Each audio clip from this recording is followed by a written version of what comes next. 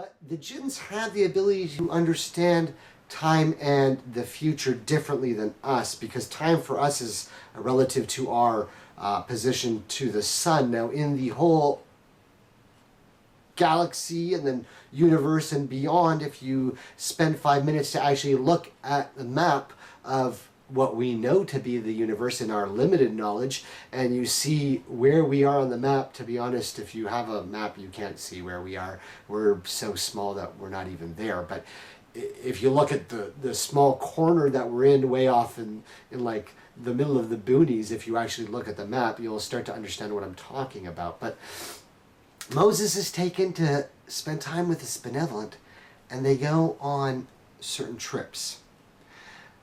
The benevolent green takes Moses, and one of the first things that he does is Moses says, listen, I have been sent by God because you need to show me and teach me what's really going on, right? And the benevolent green tries to tell Moses, listen, with your situation here, based on what you know, yes, of course, God is God, but for you to understand what's really going on in the other dimensions, while you're here on the third dimension on planet Earth, it's you're just not going to be able to understand what I'm talking about. You're just not going to be able to understand it. So Moses doesn't listen to him and says, I'm staying with you no matter what. And so the first thing that happens is the benevolent green takes Moses and he breaks a boat, and he damages it. And Moses asks him, why did you just damage that boat? There was nothing wrong with that boat. And so obviously the benevolent tells him, what? I told you. Don't ask questions about what you don't understand. And then later on, they go to another point where they're walking in some area, and there is a little boy. And the green kills the little boy. Actually kills him. Sacrifices him.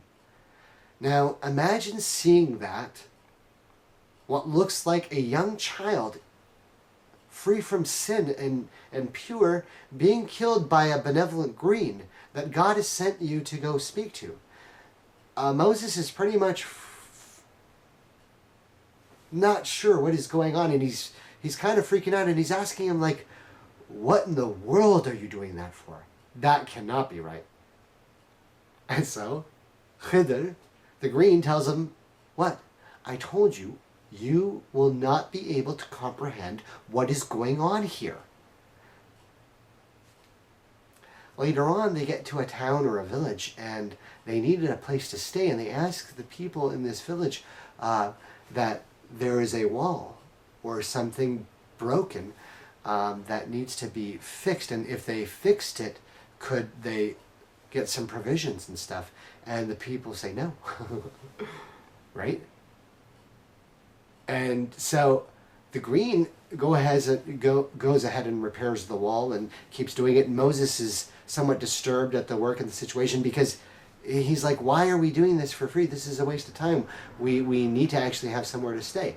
And so the story gets interesting when the benevolent reveals to Moses, the prophet of the Lord of that time. And so Moses is a little bit uncomfortable, because he, thinking as a son of Adam, that he is the prophet, that he should be the most aware of what's going on in the world. And this is, possibly a little bit of hubris of mankind. Our superiority to any of the other races or any other beings is only in our faith in the Lord, and we should trust in him. And so here Moses is having a aha moment, as we call it in Western terms, where he's being taught, wait a second, you're dealing with Allah, and there are things here that are beyond your understanding. And so Khidr goes on to explain that there was, he goes, here, let me now explain to you what you don't have the patience to understand and what you can't comprehend. This is what is going on, and this is what I'm doing. There is a king coming down the river, And that boat that you saw belongs to a poor fisherman. The king's coming down and he's confiscating any vehicles that look seafaring for an impeding attack. Now, if the king confiscates the fisherman's boat, he starves and he can't take care of his family. I smack the boat, the king's going to see it, he's going to decide to leave it. The fisherman will come, see it's broken, it'll be a messed up day, but he'll patch it up and everything will be okay. It might look like a bad day to him, but it's actually much better in the whole overall situation. So what you thought was going on wasn't really going on. But you killed a boy. Khidr said, yes, it might have just looked like a little boy to you, but later on, that boy was going to cause some serious trouble to his parents. And his parents are good people who believe in the Lord Most High. And so it was necessary, instead of waiting for later, for me to eliminate this problem now, and this is what is the right thing to do. And he is Khidr, who is doing what he is doing by the commandment of the Lord Most High. But this is a mission that Moses is not understanding. So he's starting to get that there is knowledge out there, and there is technology out there, and there are people with abilities who are believers out there that have some pretty strange things going on. The ability to understand what's going to happen in the future or time travel. But what about the wall? Why build the wall? Well, the wall, it turned out, was not important at all. But it just so happens that underneath that wall, there is a buried treasure that belongs to two orphans. Now, the two orphans are unable to collect it. And the knowledge of that treasure is unknown, and it will only be made known at a certain time when the orphans are able to use it for good means. And the treasure was left there by their father, who was a righteous and noble man who believed in the Lord Most High.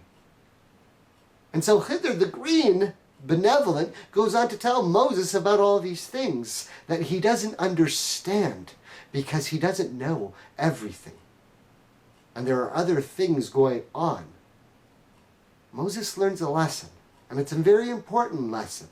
And it's something that perhaps the children of Israel, some of them, continue to know. But it's something that we have very clearly in our Quran. There's a lot more going on in the world around us, if you're paying attention to the details. Not only was Khidr, the green benevolent, believing in the Lord Most High, having long life, possibly living forever, the continuous power of growth, possibly being from the actual tree of life, bringing life to everything he touched, not dying. There are some strange things going on, brothers and sisters. I told you, you're going to hear parts of the story of the truth. And so Moses, peace and blessings be upon him, is given much, much knowledge and much, much status. And above all things, there can be no doubt. Moses spoke to Allah. Moses spoke to Allah. And as a Muslim, Moses did me one heck of a favor, brothers and sisters. A favor that I'm not even still taking advantage of to the best of my abilities. Wasikum wa nafsi bitaqwallah, and we ask Allah to forgive us. Moses did us a favor, and we'll tell you about it later on in the story. But Moses is one of the coolest of all the prophets, just because his character is so awesome if you really pay attention to the details. But Moses had some tripping times, and he got to see some crazy stuff from inside the house of Pharaoh. Reptoids and alien races and technologies working at the highest level. And then, what? Given the chance to speak to Allah and see a little bit of the light, just see a reflection off of a mountain of the light, to produce springs of water for his people and foods and quails and salwa and some of the other blessings. But also problems with his people and much trials and tribulations, and never being able to lead his people into the promised land. Hard times for our prophet Musa, but still always believing in the one same thing, La ilaha illallah, La ilaha illallah.